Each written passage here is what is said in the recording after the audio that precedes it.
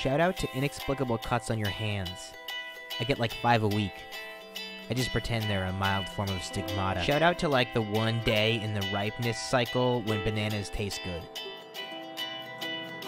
Shout out to drinking a beer at noon on a Thursday. Shout out to taking a minute to give unironic thanks for your friends, family, and opportunities. Shout out to Native Americans too, though. Shout out to websites doing barely justified email blasts for their Black Friday sales. Like, okay, cool, thanks for the alert, GoDaddy.com. My loved ones are all set on their URLs this season. Shout out to the idea of giving someone a URL as a gift. Shout out to people who actually suit up and do Black Friday shopping. But also, shout out to people who preach about consumerism on Black Friday. You're both dicks, but you're playing a necessary role.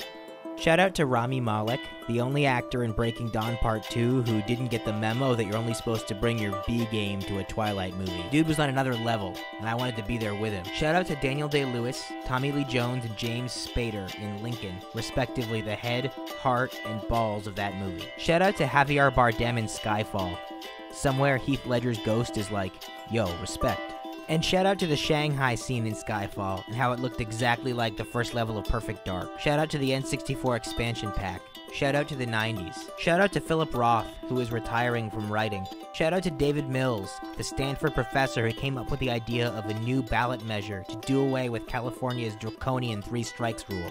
Shout out to the guys in jail.